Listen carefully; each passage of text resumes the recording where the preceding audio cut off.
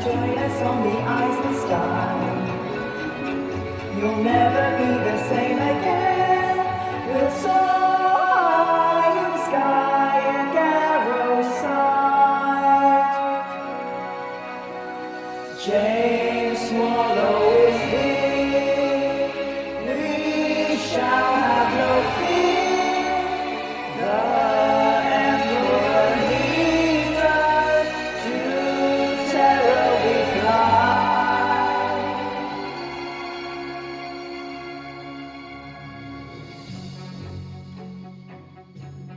Okay, so here we go.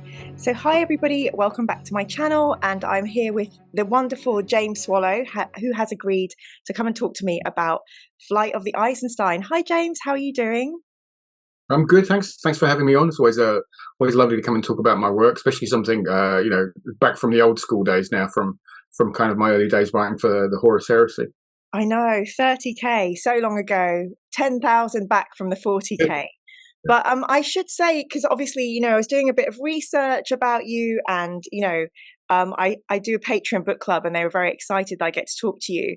So you also write on other franchises. So you've written on Star Trek, Doctor Who, Judge Dredd, Stargate, to name a few. I mean, when you go to your wiki page, you have to keep scrolling for quite a while. So say again? I like to keep busy. Yeah, definitely. You look incredibly busy. So I was wondering, this is probably a very basic question you get all the time.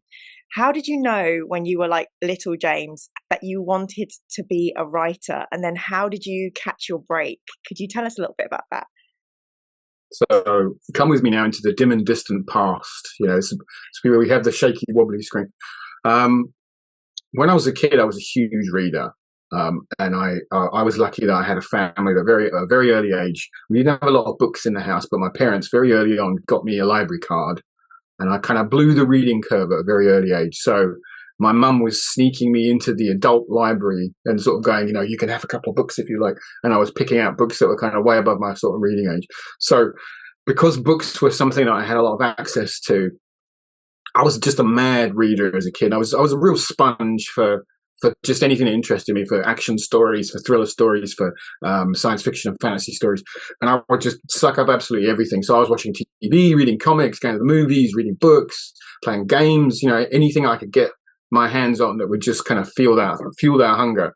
So I was just like, everything. I'm going to interrupt you because I'd love to know, do you remember any favorites of like a fantasy, sci-fi or books or games when you were little?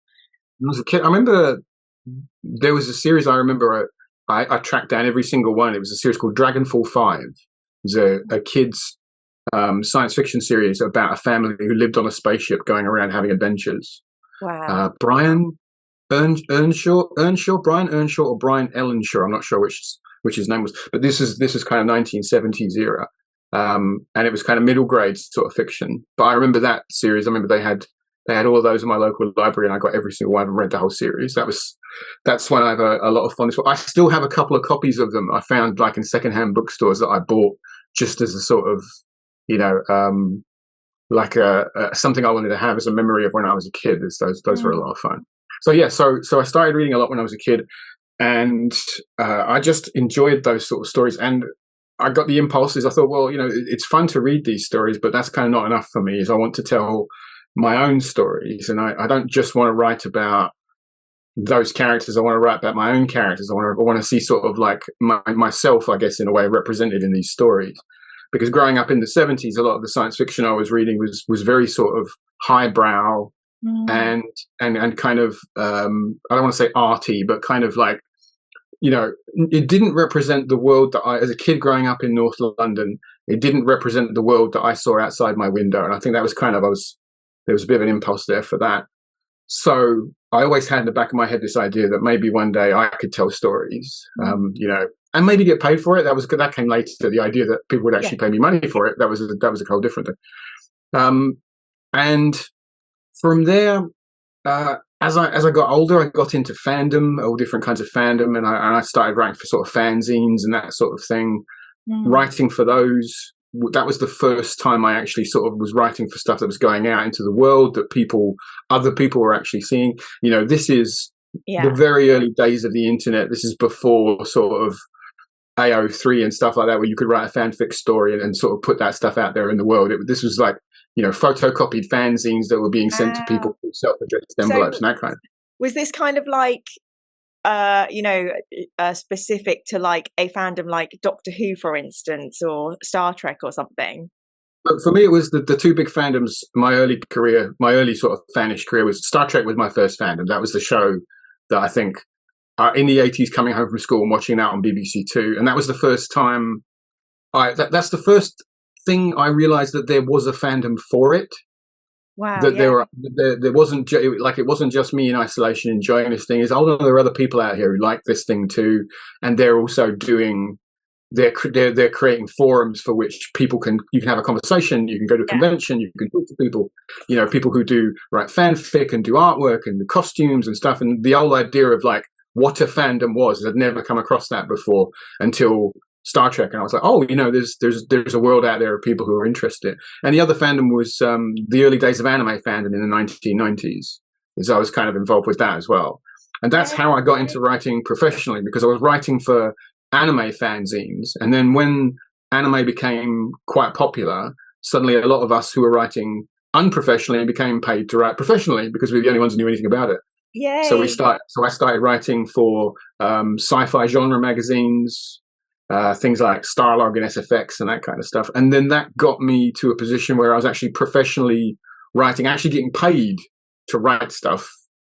But that was writing journalistically, and I wanted to tell stories. And so off the back of that, I managed to get over to the USA, and I pitched for Star Trek, and that was kind of my first big success, was selling a couple of story ideas for Star Trek Voyager. That's like my kind of my geek. That's insane, James. You can't just go, I just wrote a couple for Voyager. This is back in the late 1990s for me. This is like right back at the beginning of my career. And then off of that, once it's like everything I've done in my professional writing career has always been a stepping stone to the next thing. Is my professional attitude has always been, if I'm working on something, I'm always asking myself, can this open a door to something else? Can I? How do I build on this and keep improving and keep improving my craft, keep improving my success? How do I build from one thing to another to keep on having that ongoing, career that hopefully will take me, through to the rest of my life? Yeah. So from there, when I pitched for a few TV shows, I had the kind of opportunity to basically move out to Los Angeles and pitch for television, and I didn't enjoy it that much. So I decided I'm going to come back home. I'm going to try prose writing. And from there, I did a series of YA steampunk novels. And then once I'd written a book, I had something I could show to other publishers and say, well, I can write a novel. Here's the novel that I wrote. Here's proof that I can actually deliver on time, which is, very important. And that opened the door to me writing for different franchises and IPs, so for Judge Dredd and for Warhammer and what have you. And my career just kind of took off from there. Amazing. Thank you so much. It's so inspirational hearing that, the journey and the passion. And I love that your mum took you to the library. For me, my dad took me to the library, put me in front of Star Trek, and I lost my dad, sadly, about 10 years ago. But all the best bits of me and my passions are because we discovered sci-fi together. So I love that story. Thank you for sharing. And yay. And what was it that enticed you into the world of Warhammer? So had you ever been into a games workshop? Had you ever painted minis, or how did that connection come about? So I'm as well as being everything else that I'm into, all the other stuff that I'm into, I've always been a gamer. Yes. In the early 80s, I was playing a lot of role-playing games, tabletop role-playing games. But I had a lot of friends who were into Warhammer. And when first edition, the Rogue Trader first edition came out, that was the new hotness. And everybody was playing that. And I don't know, I must still have them somewhere, a box of horribly badly painted space. They may even be in the room with me. I should check in a minute. But I got they did a big box set of these plastic Space Marines, which I painted really, really badly. And so, much more by enthusiasm than skill. So I played the Warhammer 40,000 for a while in the early editions, but because it was such a big hobby and I was just a terrible miniatures painter, I kind of drifted out of miniatures gaming, and I got more into sort of pencil and paper RPGs, but I kind of occasionally would dabble here or there. So I knew the world, I knew the kind of the tropes and the sort of the basic sort of structures, the pillars of what the Warhammer world was. And then several years later, I was working with a couple other writers, and there was a guy who had done a story for Inferno, which was the sci-fi fantasy magazine that Games Workshop used to do. It had comics and short fiction in it. Oh, okay. And he'd done this story, and he was quite sort of dismissive of it. And he was like, "Oh, I've just done this thing," and I thought, and I was at the time I was thinking, you should really have put a bit more effort into that. That's not very professional of you. And it sort of stuck with me. And after the conversation, I thought, well, if they bought a story off of him and he didn't really put a lot of effort into it, I wonder if I could do better. Yeah. So, I was looking for work. So I put out some feelers to him. I said, look, I know the world of Warhammer. I understand you're looking for short fiction. Can I try pitching you something? And they asked me to do a Space Marine story featuring the Doom Eagles, and that was a story called Crimson Knight. That was the very first thing I did. I think that's actually this. I think it's this year. This year is like the 20th anniversary of that story coming out. So my first ever kind of bit of Warhammery of any kind. Wow! Happy anniversary, James. Thank you very much. And so that was my audition piece for working for Black Library. And the way it worked back in the days, you do a couple of short stories for Inferno to see if you kind of got the texture of the world, because Warhammer universe is it's unusual. It's got this weirdly, uniquely British, dark humor, gothic, sci-fi kind of feel to it. Not everybody gets it, and so you'd have to do a sort of like a couple of tests to see if can you get the texture and the tone of the world. I remember it was Mark Gascoigne was the editor at the time, and Mark said to me, it's a bit Michael Moorcock, it's a bit Judge Dredd, there's a bit of Dune in there, there's a bit of this, and there's a bit of that. I remember he referenced stuff like this series of World War II novels by a writer called Sven Hassel, which are all very sort of grim and gritty, and he's like, oh, it's a bit like this and it's a bit like that. And I was like, I know all of those things, I'm familiar with all of those different sort of elements. And he said, well, if you get those, you'll get what Warhammer is. Yeah. And so I did a couple of short stories, and then they came back and said, well, we like you enough now. Would you like to do a novel for us? Would you like to do a Space Marines novel? And we talked about, originally, I talked to them about either doing an existing first founding chapter, or creating a completely new chapter that was a second founding chapter that I could do anything I liked with. And I played around with that idea, and I said, well, looking at the first founding chapters list, I went through all of the main first founding chapters, and I said, why has nobody done a novel about the Blood Angels? Because they're a first founding chapter. There was I think there was a comic book at the time, but there was no prose novels. You're missing a trick here. Why aren't you doing something about these guys? Because they're really cool, and they have great dramatic potential, because they have this light side, dark side kind of thing going on. And you've got the whole thing I say about them is like their gift is their curse, and that immediately is dramatically exciting, because you've got conflict baked in from the very beginning. So I was like, why hasn't anybody done this? So I said, well, do you want to pitch a Blood Angels thing? And I pitched two different ideas. And one was a very kind of small scale story about a small group of Marines behind enemy lines. It's kind of sort of Black Hawk Down type story. And the other one was I thought they'll never pick this. I pitched this huge epic civil war in the chapter, kind of loads of stuff going on, and I was like, they won't pick that one, they'll pick the small story. And they came back and they said, we like the big story, we like it so much, make it 2 books, not 1. Yay. So I got a 2-book deal out of it. So I was like, okay. And that was Deus and Carmine and Deus Sanguinis, and that set me off writing for the Blood Angels. Amazing. Did a couple of those. I wrote for the Sisters of Battle franchise. Did the first kind of long form Sisters of Battle story, and then after a while, we had one day we get a call. It's Mark Gascoigne says, "Come into the office and have a meeting with us." Yeah. Because we're going to do something cool. And it was like, well, what's it? We're going to do the Horus Heresy. And I did at the time big, right? This is big, right? Because this is like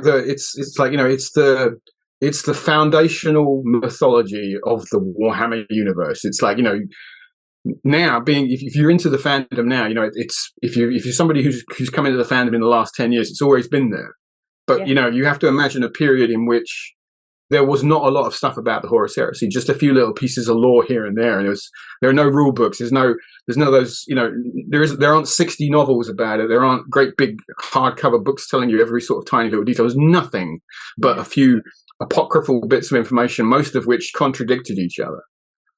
And it's like, do you want to take this on? And I said, well, this is a big deal because, we are going back to the very core of what this is, and if we mess it up, we'll never live it down. And and how do we do justice to it? How many books is it going to take? And we were saying, oh, maybe we'll do it in 3 novels. It'll be fine, Oh, maybe it'll be. Maybe it'll be 3. Maybe it'll be 10. It's like we had never had any idea that it would be like 60 odd books.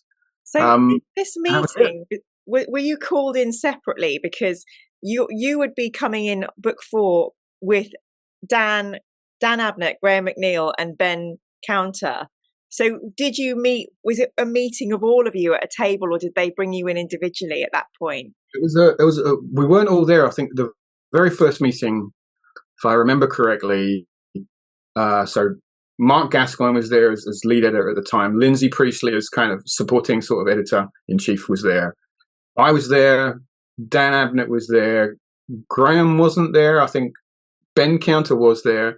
And Chris Goto was there, actually. Interestingly enough, Chris went off to Japan, and he ended up never actually doing a Horus Heresy novel. But yeah, that was the first meeting. It was only just a small group of us, just talking about what we were going to do and how we were going to break it up. And I think we were all a bit surprised that they were doing something that bold.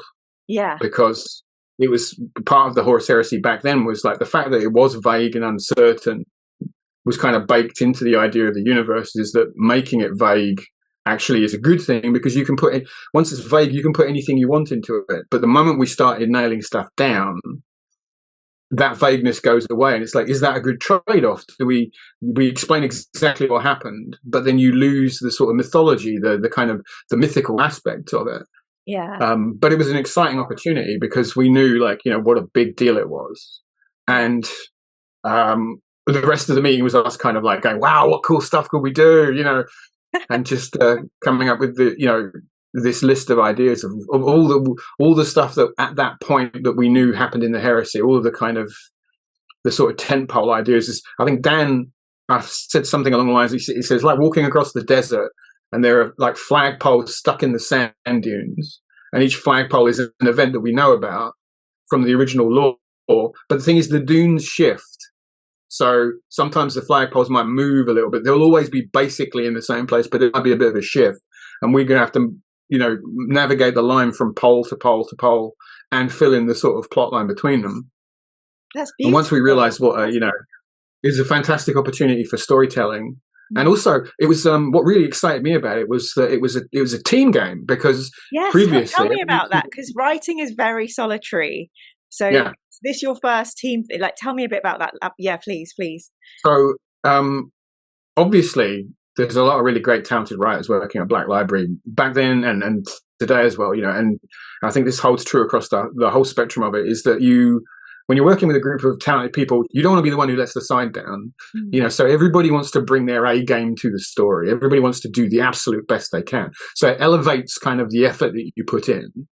And I think there's a really sort of fun energy that comes out of that collaboration, because in the early days we would have these regular meetings where we would go up to Nottingham, sit in the Lords of Terror suite, coffee, and we would toy with the fate of a billion worlds, and we would just sit with these, with a flip chart, drawing stuff on a flip chart, and just plotting this stuff out. Little by little, we would be putting together ideas and saying, well, okay, we want to tell this story, and we know this story exists in lore, but the next story is 5 years later. How do we get from there to there and do interesting things? What characters do we create? How do we create characters you can see the events of the heresy through their eyes, and then what are their narrative points? All of these things kind of generating these concepts.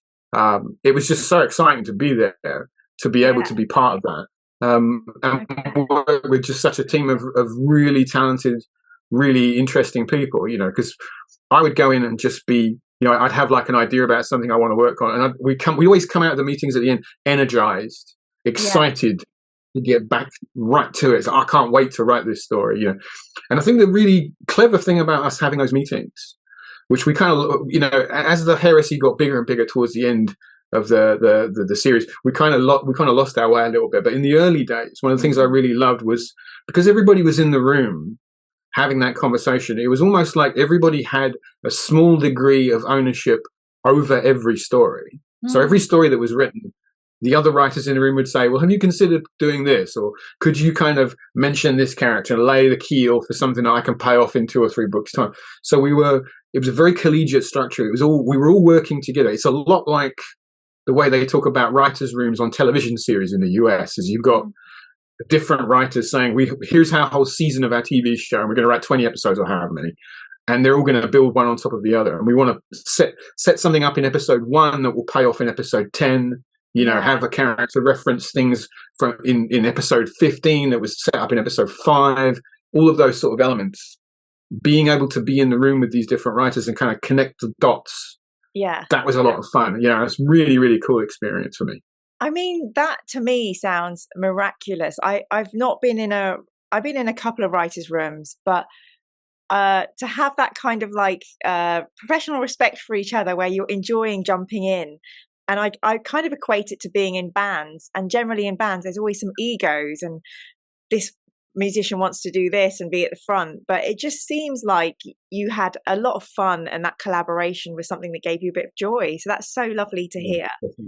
Don't get me wrong. Yeah, there are definitely egos in the room there. But I think all of us understood that the rule in the room was like best idea wins.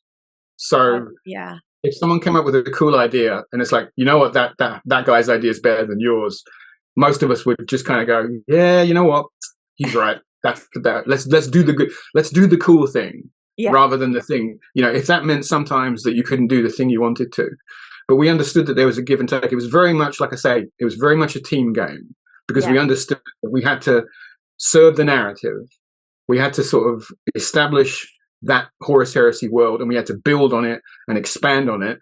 And the fun thing was we wanted to kind of change it a little bit without changing it. We wanted to say the lore and stuff you've read about the Horus Heresy. It says, well, such and such a thing happened in such and such a place to such and such a guy.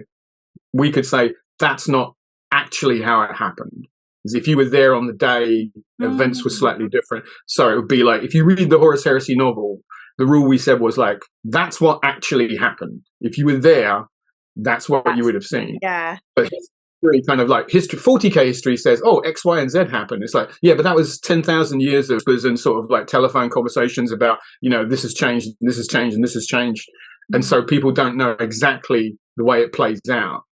And we're saying we're going to tell you the story. Here's what you think you know. Well, actually, it's kind of slightly different from what you think you know. I love that. Yeah. Well, I'm just so glad that the High Lords of Terror exist. It makes me really happy to hear that. So thank you for sharing your stories with that. So I've got loads of notes. So excuse me while I shuffle my papers. But so yeah, it is a long time ago now. 2007, Flight of the Eisenstein. How does it feel to like revisit it? Like when I sent this email going, how do you feel about talking about this? Is this book something that sticks in your mind, or is it like one of many? Do you have fond feelings about it? Yeah. What kind of comes up when we talk about this? It's weird, because hands down, it's the best-selling book I ever wrote for Black Library. So from a purely kind of mercantile point of view, it's a very important book in my career because it did very, very well for me. And I think it put me on the map as not only as a Black Library writer, but also as a tie-in writer. So it's important to me in a lot of ways because I think I had readers reading it, people coming to me who'd read the books, who would say that they found the book kind of in different ways that kind of profoundly moved them, or like that kind of connected with them. That kind of stuff is really humbling for a writer to have somebody come along and say, like, I'd never forget a guy turned up at one of our Black Library events at Games Day. Yeah. And he brought these copies of these books and these horribly beaten up copies of these heresy novels, and they had sand in the pages, and it was like, oh my God, what's happened here? And he was like, I was in Kandahar 2 weeks ago with the rest of my unit. And he's like, we all read this book while we were under fire in some forward operating base somewhere during the Gulf War. And wow, this is a real soldier talking about how reading these books gave him somewhere to go while, he's under fire. And it's like, that's really humbling for me as a writer of pulp adventure fiction. I mean, I just write stories for a living. Yeah. I just write stories about stuff blowing up and guys shooting each other. You're somebody who does that for a living. That kind of thing is, you never really can know how a piece that you write will affect a person. Well, you write it and you send it out into the world. And these stories enabled me to get my writing out to a much bigger world. And so Eisenstein is still very important to me. I mean, here in my office, just over in the far corner of that room, I have a framed print of the fantastic cover artwork that Neil Roberts did for us. And the reason I keep that there in my office, I've got kind of like a trophy wall of stuff representing different things I've worked for. If you ever used to read the old Superman comics, in the old DC Superman comics, he has this room in his Fortress of Solitude where he has different trophies from like supervillains he's defeated. And so in my office, I've got little objects representing different things I've worked on. So there's a Star Trek Voyager, I've got a USS Voyager, I've got a TARDIS from Doctor Who, I've got a little Judge Dredd action figure, and I have, every time I work on like a property or an IP, I have a figure or an object that kind of is emblematic of that. So I've got a little Nathaniel Garro figure up on my shelf of it, but I've got the painting that has pride of place in my office because it's such a fantastic evocative piece of artwork, but it's also it's an absolute landmark for me as a writer. And it's weird talking to people about it because I think, has it really been that long since I wrote it? And it seems like it simultaneously feels like a long time ago and just yesterday, because the story is still quite fresh in my mind. I think it was a storyline that to me just kind of exploded, fully formed into my head, because when we were discussing what we were going to write, is the idea, if you read the first 4 novels in the Heresy, the first, like, Horus Rising is big, and then is it False Gods is the second one? So it's, False Gods. So Horus Rising is big, False Gods is bigger, Galaxy in Flames is even bigger than that. Yes. And I remember at the time talking to Mark saying, we can't keep going bigger and bigger and bigger in each book. It's just going to get mad. We'll have to do something else. So the first 3 books are almost kind of one story. I always talk about, if you go to see an opera at the beginning, when they're playing the music, they have the overture at the beginning, which is like a kind of a sample of all of the music that you'll see throughout the rest of the story. And I said, that's kind of like the way the first 3 books in the Heresy series is. They are this overture. They give you a sense of what the scope of the Horus Heresy novels will be moving forward. But when book 4 came along, I had to kind of reset the clock, reset the kind of expectations of the audience. So I said, well, instead of going bigger, I'm going to do the exact opposite. I'm going to go small. I'm going to close in. What's this about? Because Flight of the Eisenstein, although it's got a lot of epic stuff in it, is essentially one guy's story. So it goes from being a story about armies to a story about one man. And I think what doing that did is it showed the readers not every book is going to be huge and epic. Some books are going to be big stories, and some books are going to be small stories, and some books are going to find a position in between. Well, let me just say that's so interesting, because my next question is about Garro and how it's very much a one man's viewpoint, and that's so different from previous. But there's in no way you could call this book not epic. It's still fantastically epic and fantastically evocative. Like, you did make me cry, which we can talk about. I quite often cry at Warhammer books. I don't think the normal Warhammer reader would, but it was a real like kind of tone switch. And we get the insight from one man. And what we've kind of seen previously is how almost there are small ways that you can rail against the might of the, Horus and him getting up to no good. But this really does put one individual at the center of it. So, and also one of my patrons actually, who was like, did James feel a lot of pressure writing the first installment of such a well-known and popular character as Nathaniel Garro? So, I bet. So could you talk a little bit on that and how you decided to characterize him and what he was going to be like when you wrote from his perspective? So the original kind of lore text that exists about the events of the flight of the Eisenstein, of like, the ship escaping from Istvan and carrying the warning back to Earth, Horus has turned, tell the Emperor. That turned up, I think, in the color text in a rule book, and it went through a lot of changes. In one of the early versions, Garro's not even in that story. It's a completely different character who did that. Varen, who actually turns up later on in the Garro stories. So what I did is I went through all the different versions I could find of that piece of text, everything I could find about him and his relationship to the Death Guard, all of the material that existed at that point. I gathered it all together, and I thought, well, some of this stuff contradicts.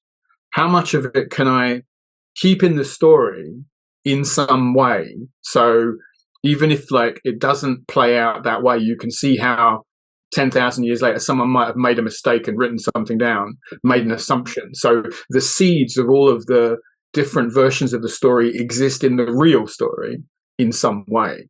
I tried to just so I unpicked all of those and then thought, okay, take those stories to pieces and then reassemble it in a way that works. And that's when, Garro kind of rises to the fore as this character, because he's a great viewpoint character, because he's what you see is what you get with him. He is straight arrow Garro. There's no artifice about him. He's not got any kind of agenda.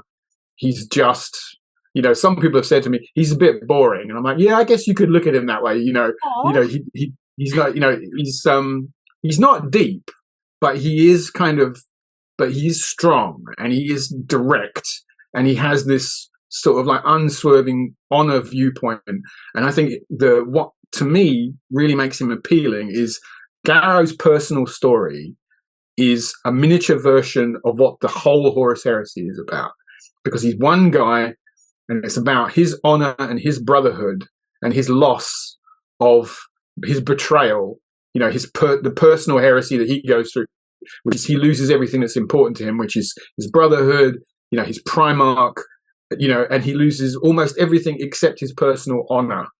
And to me, that feels like that small story reflects the big story of the heresy. And I love doing that, the macro reflecting the micro. I do that a lot in my fiction. I think it's really fun. So once I kind of keyed into that, it's like, that's what Garro's story is about.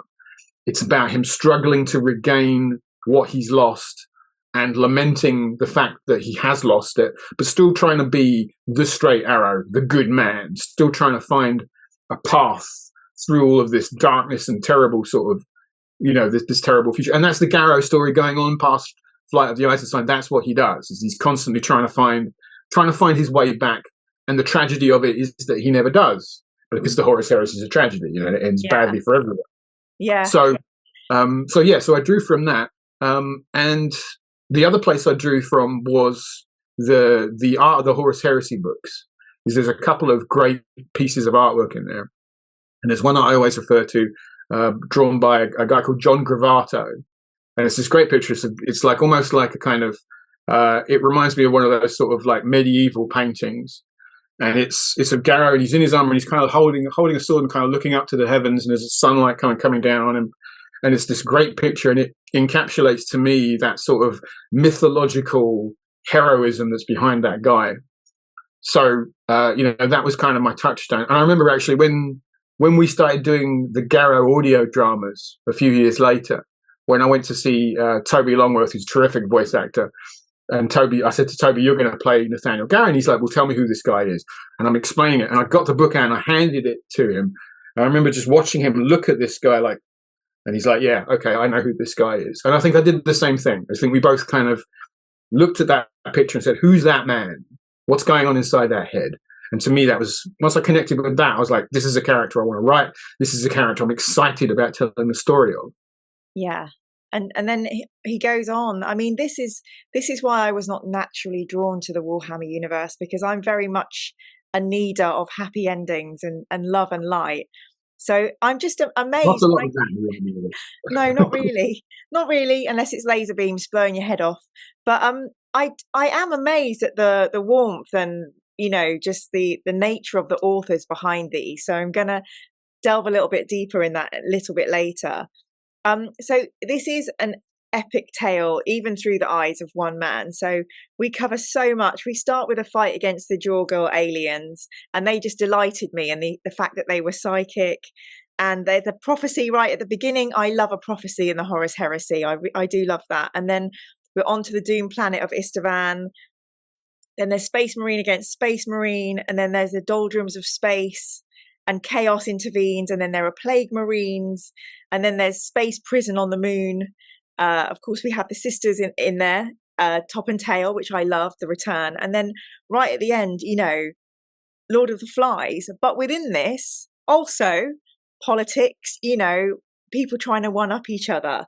And it just covered so much stuff. Like, we're going to have a book that's going to cover the full gamut of sci-fi. And it's all in there. And I mean, that's what I much, much prefer, like Warhammer novels that do explore this universe. You get to see loads of different elements.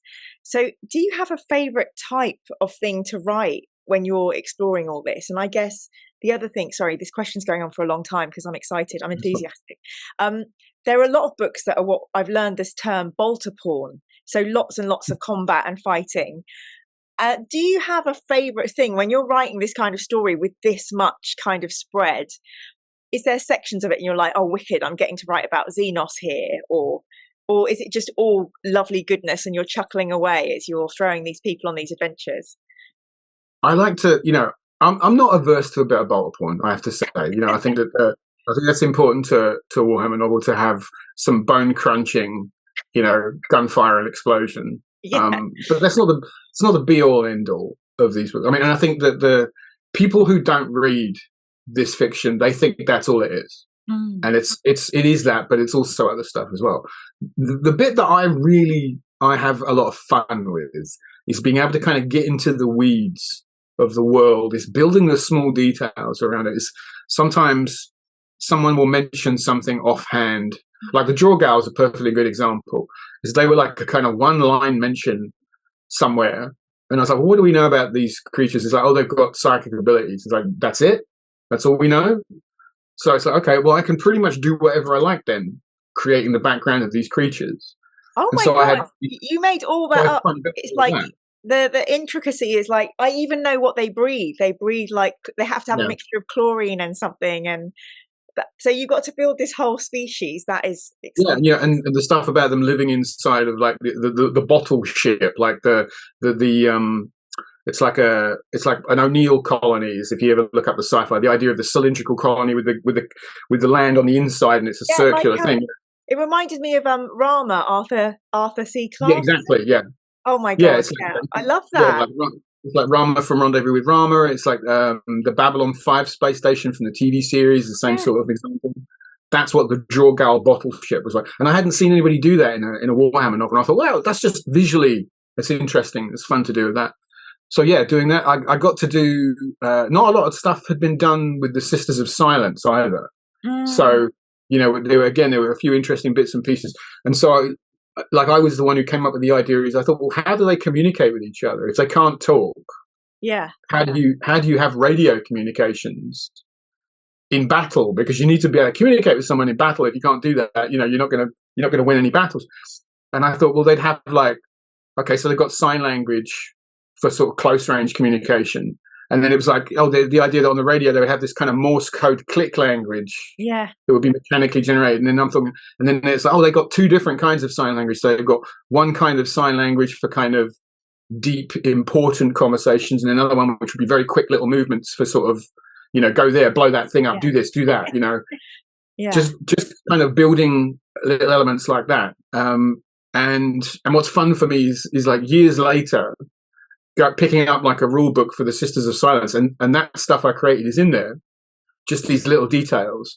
It's just one thread through the larger tapestry of those characters and seeing those elements. So I always have fun with that, finding the small details, because, like they say, the devil's in the details. The way you make, I think this is true of any kind of writing.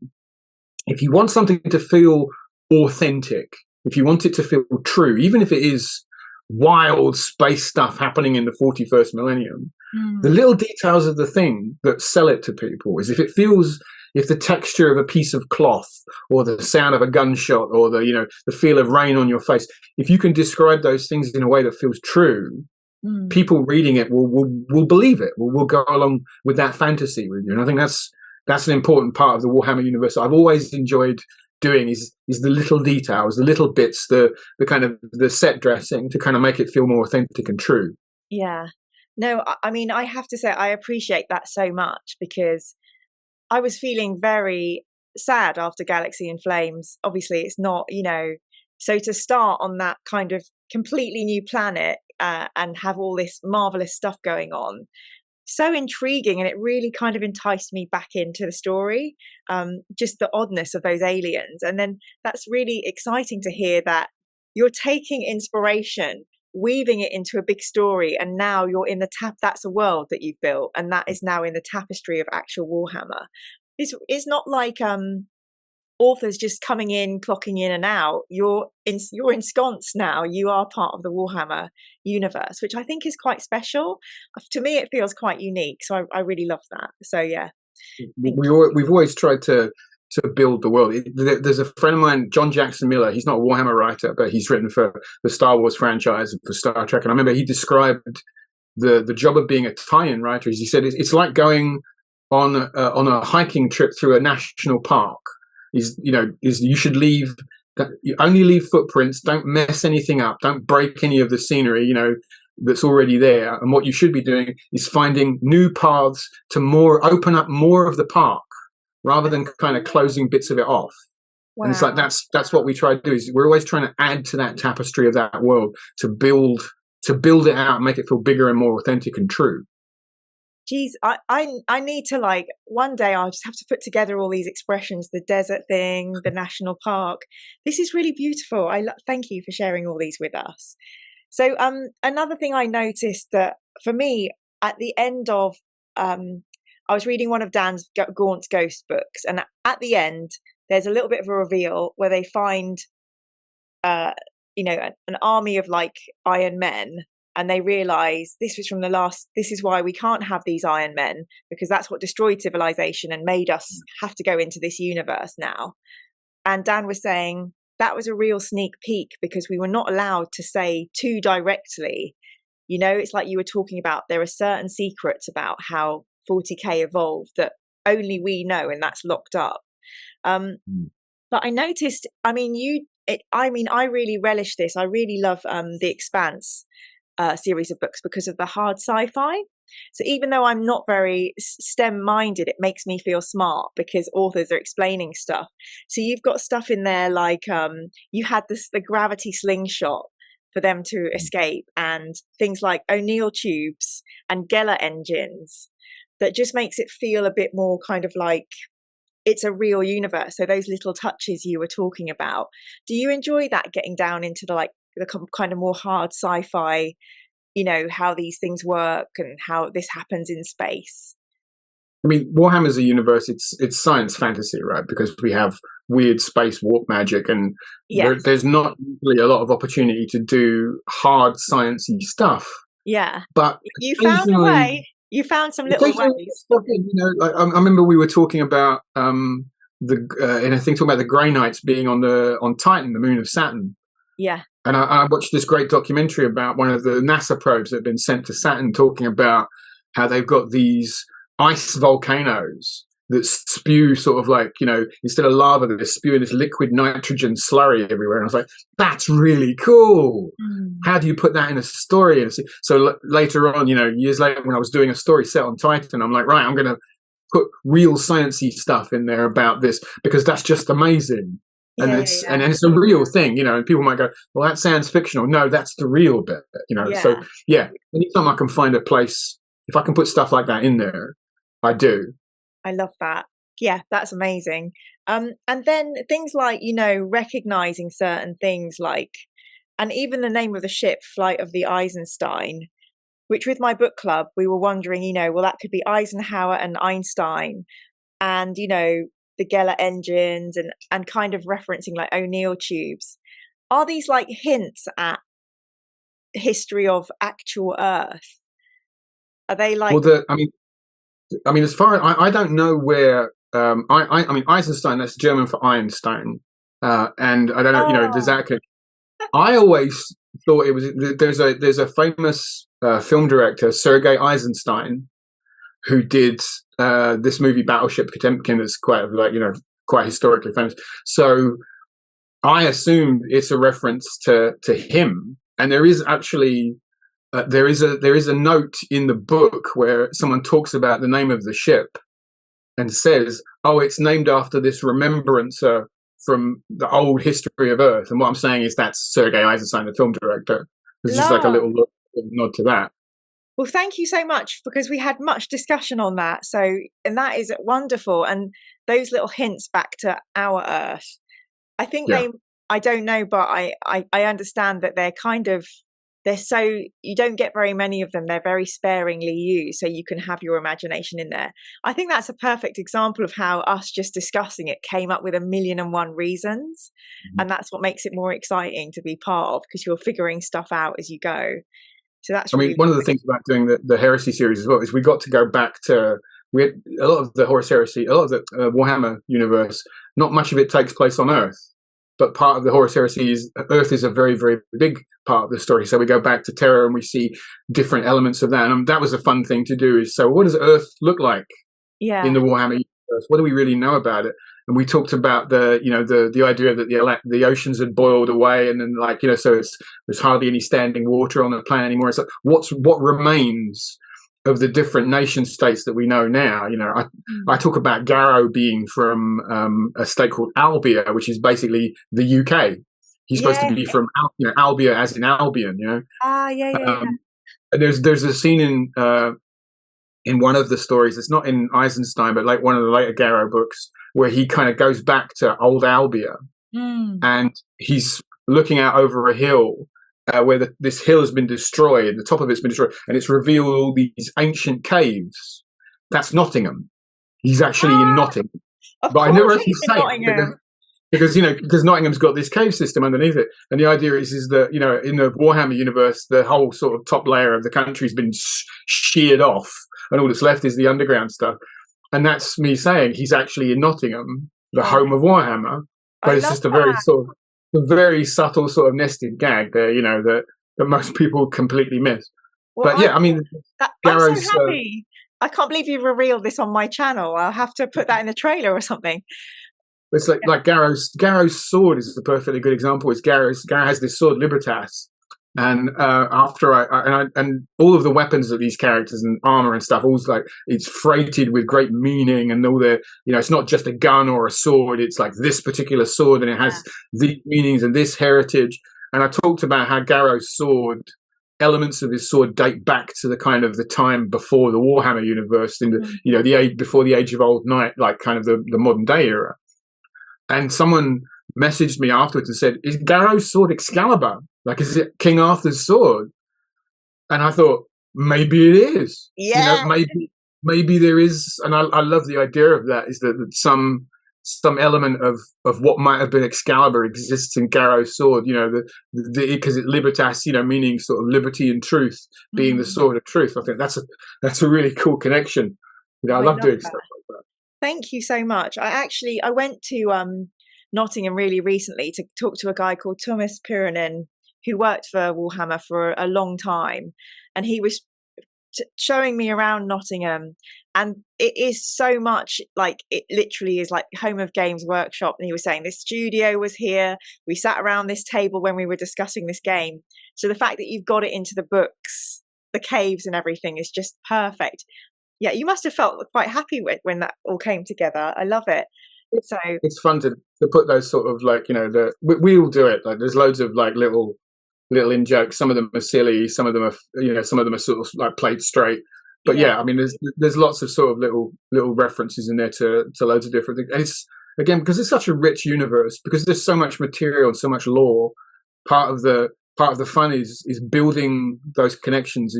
Is building the sense of this larger universe, that not every story kind of happens in a bubble. It's like, this, you know, and it doesn't connect to this or this or this. We wanted to make sure that everything connects. And I think that that's for me as a not just as someone who writes it, but someone who reads these stories. It's rewarding because it feels like if you put the effort in and you read all these different stories, that pays off as you go forward. Yeah.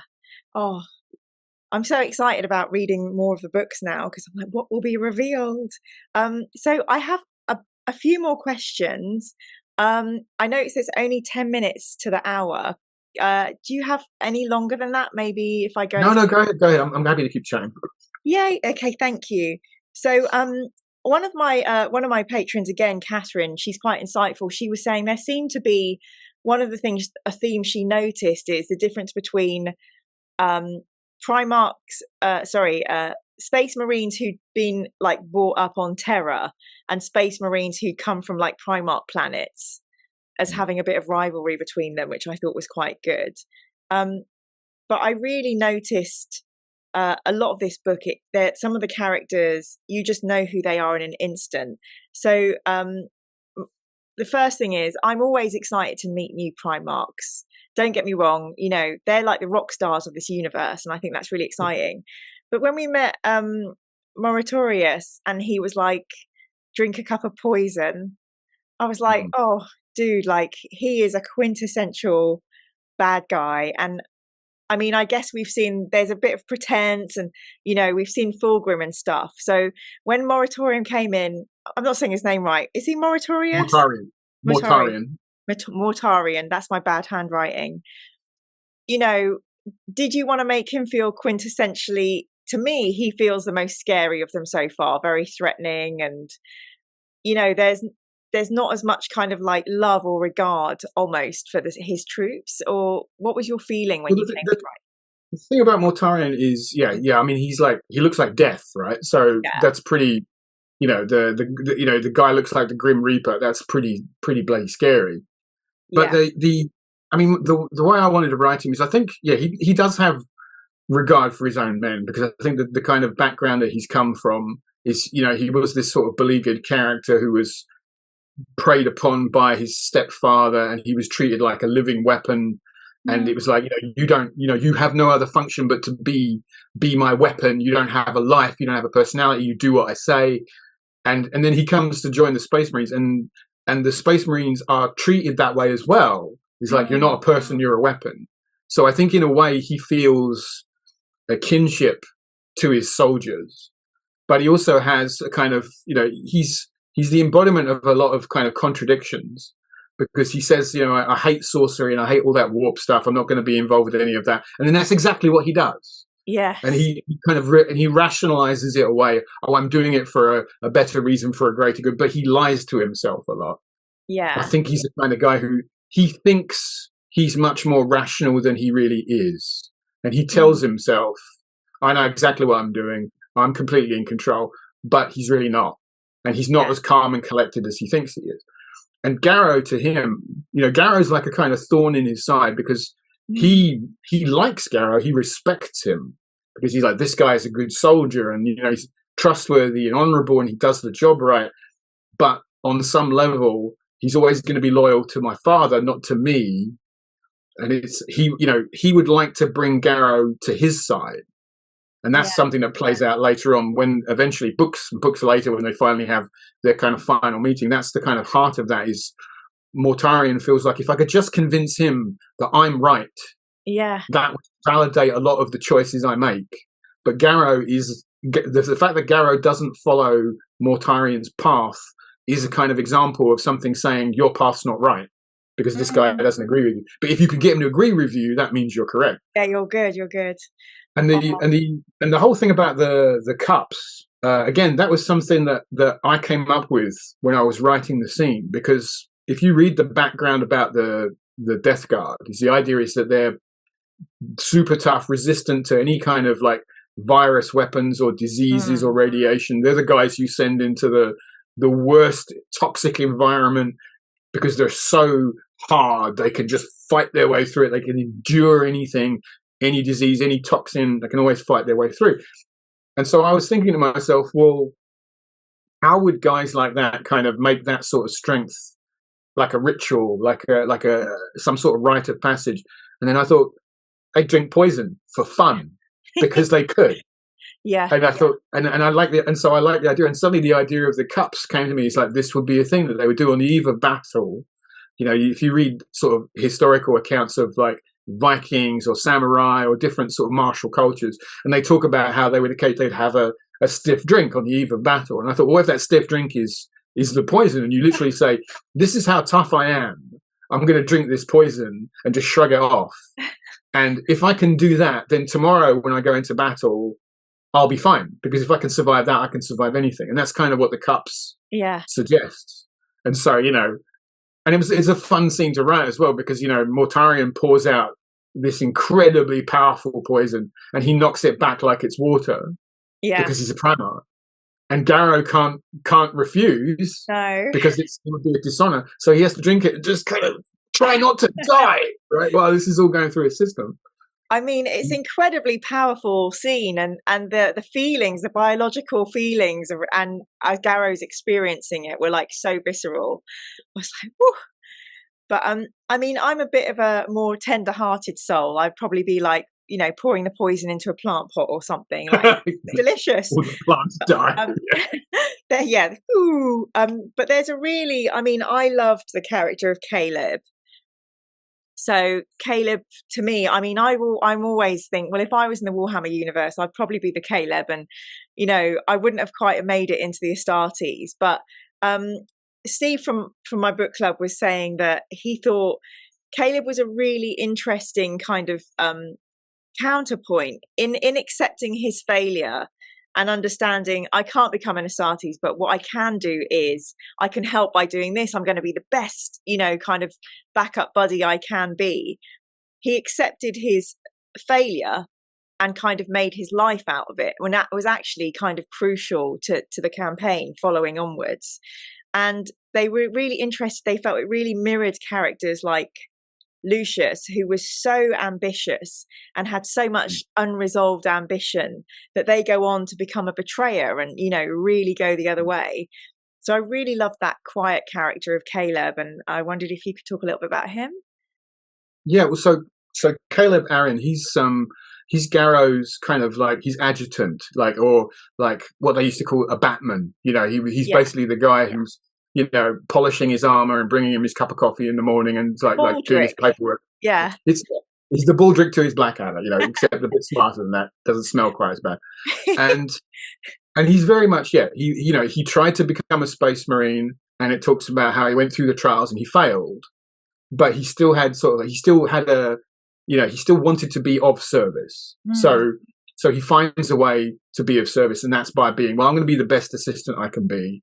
And he gives Garro, you know, everything that he needs. But Caleb he's one of the first people who believes in the idea that the God Emperor of mankind is the God Emperor, not just the Emperor, the idea that he's a divine being. Yeah. And of course, at this period in the Warhammer universe, that's a kind of very dangerous belief to have. So he's hiding away this idea that he's got this secret faith, which is also another thing that drives him.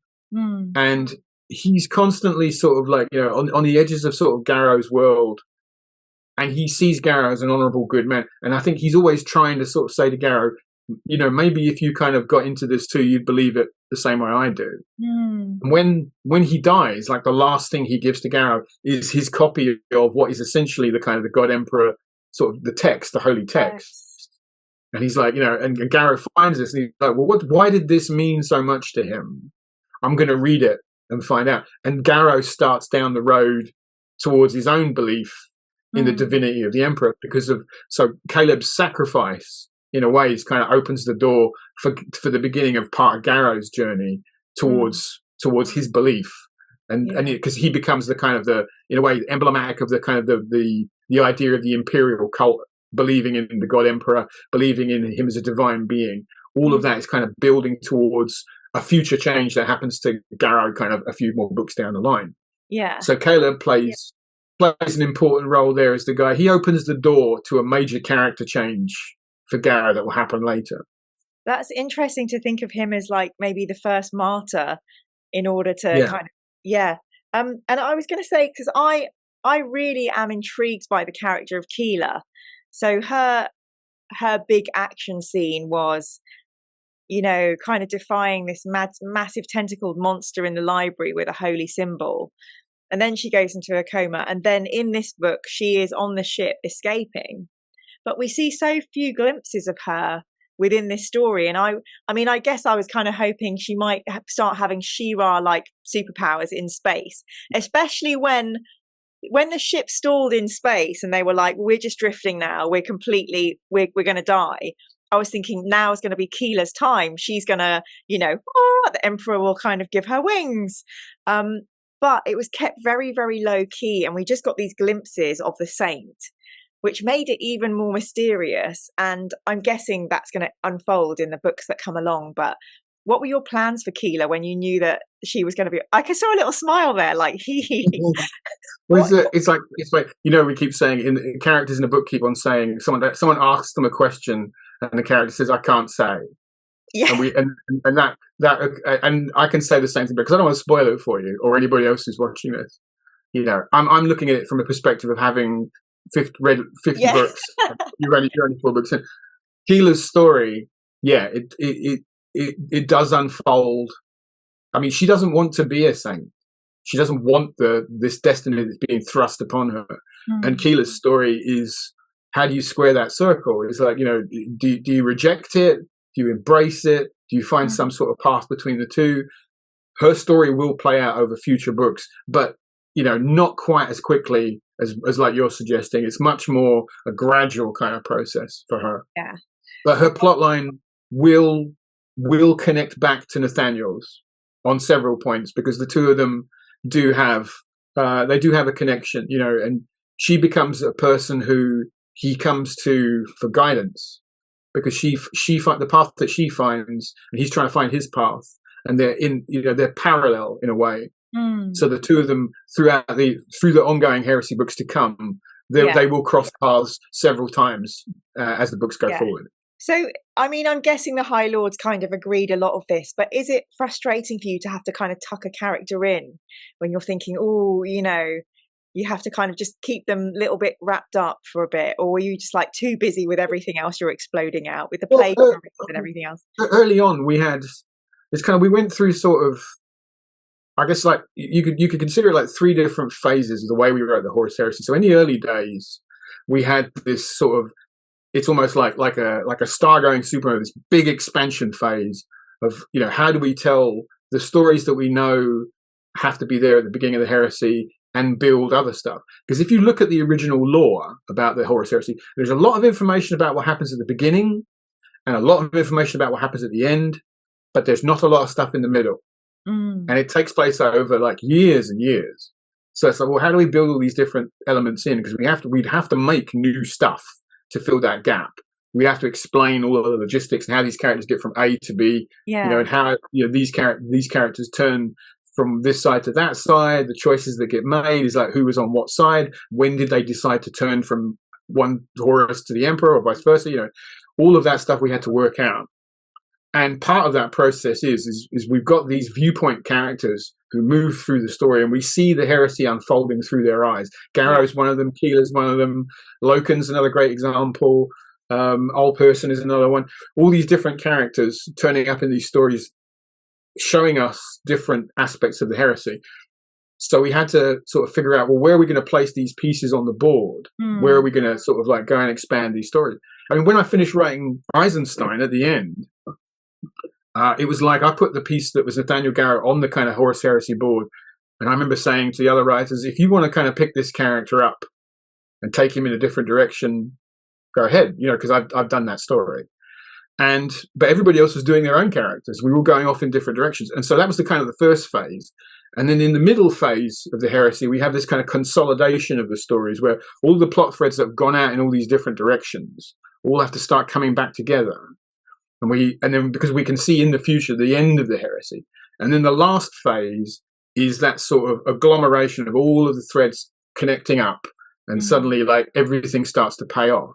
So when we were writing Eisenstein, we were at the beginning, we were at that expansion phase, and the other writers were all busy doing their own stuff.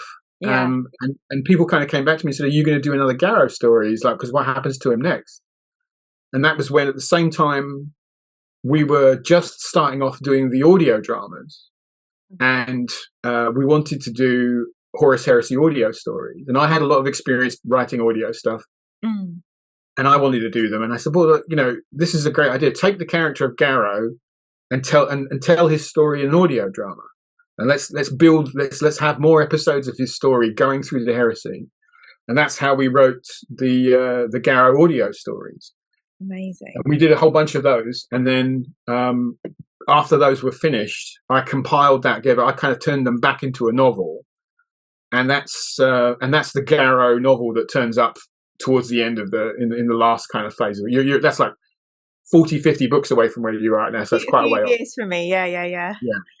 But so again, building on that sort of, again, the sort of stepping stone from character to character to character. Okay. Well, I guess, you know, you get to write so many different characters in the end. It's not like you're going to miss it if you can't write a small section. And then I wanted to ask a question talking of the end of the book.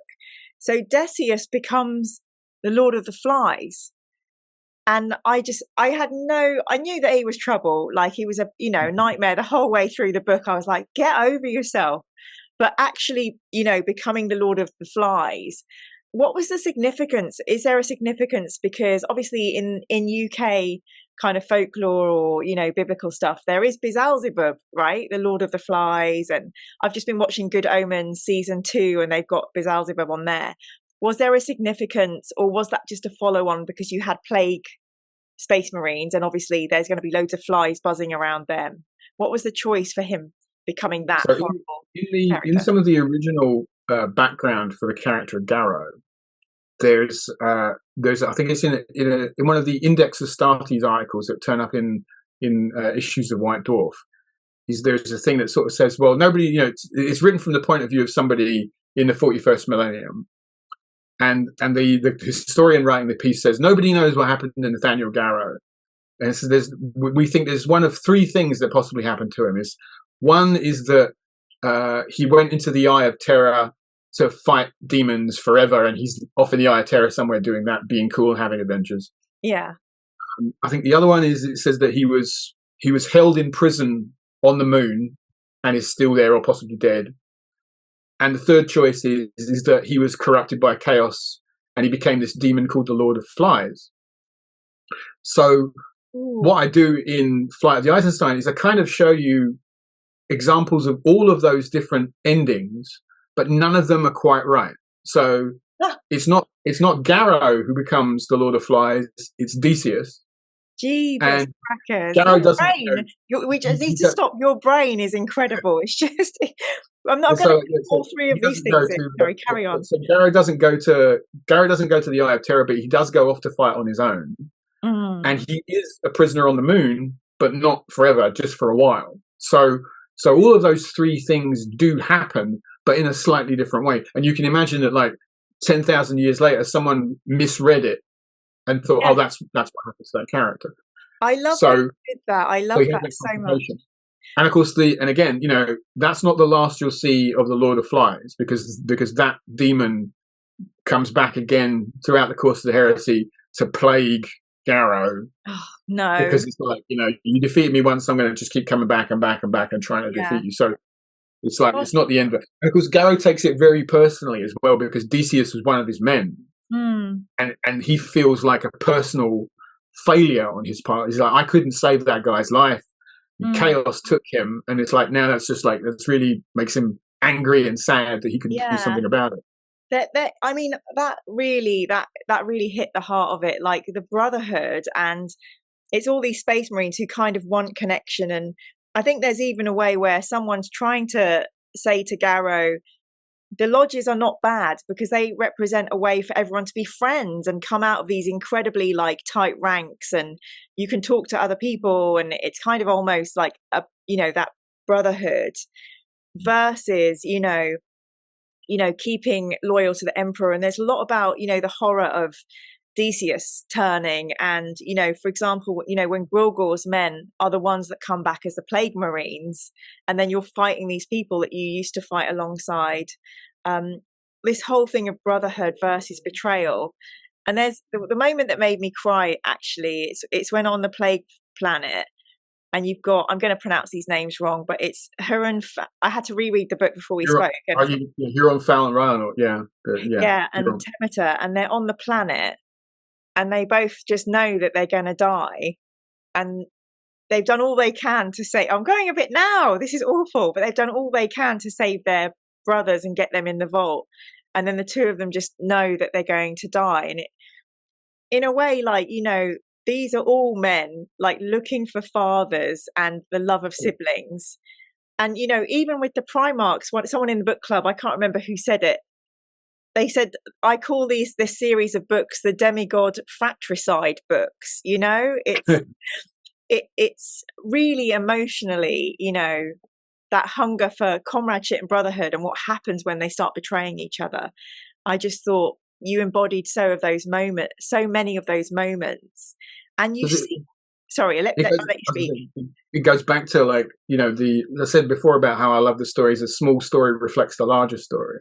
Yeah. If you look at what the top level story is it's basically, it's a story about a dad who doesn't communicate very well with his sons, and that's what the Emperor does. Is like, he doesn't communicate his intentions to his boys, the Primarchs, and that's what creates the heresy. Because, and some of them side with Dad, and some of them side with the, you know, the errant brother Horus, and it all comes down to the fact that he just didn't communicate with them. And if he'd been open and if he'd been a better dad, the heresy would never have happened. I know. So you've got that. And then you've got, so if the Emperor is the father to the Primarchs are the fathers to the Space Marines. Yeah. So you have this smaller reflecting the larger. You know, for Garro, you know, his father figure in the story is Mortarion, and to a greater extent the sort of the Emperor as well. But the Emperor is like a distant figure. So Mortarion betrays the honor, which is the most important thing in Garro's life. And he's like, for him, it's a shattering experience, because not only does he lose the trust in this father figure, but it also takes away from him his brotherhood, which is his support system, which is the rest of his legion. And so for the rest of the story, for Garro, he's constantly searching to try and hold on to the fragments of what was most important to him. So his brotherhood, which is reduced down to the size of just the 70 guys who come away with him on the Eisenstein, and the other characters that he meets as the heresy goes on. He's trying to rebuild on some level the brotherhood that he lost, and he never can quite get it. And he's also lost this father figure, and so once he loses Mortarion as a father, he never gets that back. And I think it creates a hole in his soul that he's trying to fill with something else, with duty, with a mission, with some sort of purpose. And that's where he kind of comes to realize that maybe the Emperor, maybe the idea of the Emperor as a divine being is the thing that fills that gap in his spirit. But even then, he never quite gets there. And so he's got this tragic story about he's lost something that is the most important thing to him. He's trying to rebuild and recover it, but he never quite gets there. Well, you seem very comfortable and really good at, like, just throughout the action, you know, threading in these moments of very gentle, like, emotional moments without smacking you on the head with a hammer. It kind of sneaks in, then you're like, you know. And do you feel comfortable, like, putting in that lovely emotional stuff in? Well, yeah. I mean, I think, you know, if it's nothing but bolter porn, as we said earlier, right? Yeah. It gets boring, right? It has to be. We're talking about characters who are kind of like demigods and warlords, you know, and these are characters of mythological epic scope. You know, they're not kind of regular guys. These are characters who are on this. I always think of them on the same level as, like, the ancient mythology of kind of like Athena and Hercules and Achilles. They're on those sort of levels of big, larger than life characters, and everything is bold and huge and dramatic. You know, but you still need to have. We as regular human beings, right? We're not like that. We need to find something in these characters that we personally, as regular people, can connect to. Yeah. So that's why I'm always thinking, what's the human element of these things? What is, every one of us can understand the idea of a relationship with a family, brothers and sisters, mothers and fathers, right? We all come from those sort of family situations. We've all had broken family elements. We've all had positive family elements in our lives. Every one of us has experienced the highs and lows of that. And then you can map that onto these characters, and you just turn the dial up to 11, Yeah. So it becomes much more epic and much more sort of melodramatic and overblown. But you need to keep that human element, because if you don't have that, we as readers, we just lose the connection with them. And me as an author, when I'm writing them, if I can't find the human element, then I can't connect with those characters and I can't tell the story authentically. Yeah. Well, I think it's bloody brilliant. I really like it. I mean, I think I might just be okay with just crying at Warhammer novels now. Yeah, I think that's part of the enjoyment for me in a weird way. Like, that teaches me that I've kind of unlocked another part of the universe. I'm understanding enough to kind of be sad about things. So that's really lovely. And then the end is a mysterious figure turns up to take Nathaniel on to other adventures. And from what I understand, because I've kind of started out by reading the Eisenstein books, that he is going to kind of become what will in time become an Inquisitor, or that kind of branch of like... It's almost like, it's Malgador the Sigillite there, who's the Emperor's kind of right-hand man, who gathers Nathaniel together. And it's almost like in that scene, it's kind of like he's having the idea for the Inquisition. So he's almost writing, note to self, invent Inquisition. I'll put the post-it on the wall and go, I'll get to that later, right? Yeah. Because he's got this heresy thing to deal with first. But it's the idea, he's realizing that he needs this is not going to be a problem that can just be solved by armies. This is going to involve, he needs basically secret agents. He needs people empowered who can go out there and do stuff on the quiet, move around underneath the cover of everything else that's going on. And so he starts to recruit different people, not just Space Marines, but also other characters from other sort of factions, because he realizes he needs the different skill sets that these people have got. And that's kind of what he's going to do with Garro. So we never use the word Inquisition, but he says, I need people of inquisitive nature, right? Yeah. That's definitely there's a nod towards that, Yeah. So what he's creating there is the prototype for what will eventually become what is the Inquisition in 40k. Yay. I mean, I was so happy because having started in Xenos, 2 or 3 years ago, it was really brilliant to come. Those are the payoffs when you're like, this is where it all begins, and you get to be part of those reveal moments. So thank you for clarifying and confirming. So I think we're kind of coming to the end of our time. I'm so grateful. I have a few questions from people from my Patreon who wanted to ask you stuff directly, and then I've got a silly question that I'd like to ask you. So Jim said, was it a deliberate choice to leave Mortarion's decision to side with Horus off screen? And if so, why? Well, we do come back to that later on. That turns up much later, I have to say. We do sort of go back and say, well, why did he make the choices that he made?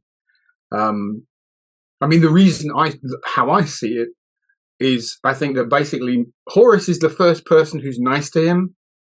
Because one of the way off in the Buried Dagger, which was one of the last heresy books that I did, part of that book is told in 2 sort of time zones. So part of it's kind of told in the present, and the other part's told in flashbacks, and it shows you Mortarion growing up at different points in his life. And when the Emperor sort of turns up on Mortarion's homeworld, Mortarion's about to go out and defeat his stepfather after he's liberated his entire planet. The only person he can't beat is his stepfather, and the Emperor turns up and says, I could do that for you. And Mortarion's, I don't care who you are, where were you sort of 10 years ago? I'm going to do this now. And he goes off to fight his stepfather and fails, and as he's dying, the Emperor steps in and beheads his stepfather and says, I did this for you, I helped you out. But for Mortarion, it's like, you took that victory from me. Yeah. So he has some sort of ember of resentment. And when the Emperor sort of takes him up to his spaceship and he says, well, I'm going to give you the Space Marine Army, and this is your backstory, and this is where you came from. And he says, I want to introduce you to one of your brothers. And the first other Primarch he meets is Horus. And Horus is like, I'm so pleased to meet you. And Horus is genuinely happy to meet Mortarion, and he's really excited about it. And it's the first time I think Mortarion ever had that reaction for anybody meeting a person who was genuinely invested in who he was. And I think that is at the core of his being. He never forgot that Horus showed him love and brotherliness when nobody else ever did. And I think that's a big reason, I think, why Mortarion, when it comes from push to shove, is like Mortarion's got more love for Horus than he does for his father, the Emperor. So I think that's why he makes that choice. And that kind of that decision kind of threads out later on through the books. You'll see that come up in future novels. Yeah, I'm kind of excited about reading more about the Emperor. Because very much a mystery to me still.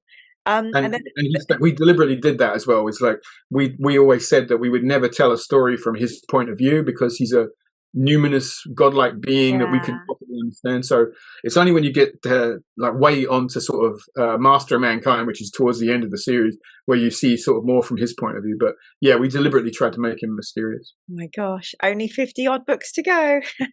So then was Mortarion actually convinced that Garro would join him in his treason? Or was it a logistical error that placed Garro and his men out of harm's way? I think Mortarion really wanted Garro to turn. Yeah. And when he didn't, it upset him. So he's just like, I'm just going to stick him out of the way. Yeah, we'll deal with this. Yeah. Thank you. And so that's a tactical mistake on his part, because what he should have done is just kill him. No. But he couldn't do it, right? Because it goes back to what I said before. Is Mortarion looks at Garro as a failure. If you can't turn him, that's a personal failure. So he doesn't want to kill him because that also would be a personal failure. So that's why he keeps Garro alive, because he thinks maybe if I just work on him a bit, he'll come around. And of course, that's not what happens. Well, I mean, James, I'm so glad you said yes, because you were away when I contacted you and I thought, that's okay. Some authors just want to write and they don't want to talk to me. But you being here just really helps bring it all to life so much. And I really love hearing about the process and all the different layers of your brain going, I'm going to fit these 3 rumors in. All of that just makes it's such a privilege to talk to you, and I'm so grateful. I'm glad. It's a privilege to have the opportunity to talk about it as well, because often, we as writers, we sit in a room, we do our stuff, and it is very isolating. Yeah. And you put all this stuff in, and you send it out into the world, and go, I hope people get it. And sometimes people don't. And it's nice to have the opportunity to go, this is what this is my intention. I hope I communicated it. Well, to warn you, if when this video goes out, I get a million comments saying, can you talk to James about this book and this book and this book and this book? So just be warned, floodgates. Well, when it comes to talk about like Nemesis and Fear to Tread and the Garro stuff and Buried Dagger, come back. I'll be happy to come back and talk about those. Yay! We'll make dates. I would love that. It may take me a few months. I'm also going through the gaunts, and my friend Arbiter Ian, who got me into all of this, is making me read a gothic horror Warhammer. But we will get there.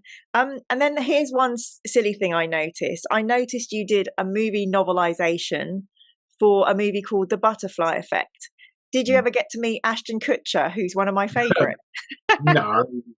No, I never get to do any stuff. That was very early on, actually. That was one of the first books that I wrote. That was a fun project actually to work on that, because the script that they gave me is quite different from the version in the film. So I got to put stuff back into the book that was cut out of the movie. That's so cool. I'm going to have to read that book now, James. Thanks a lot.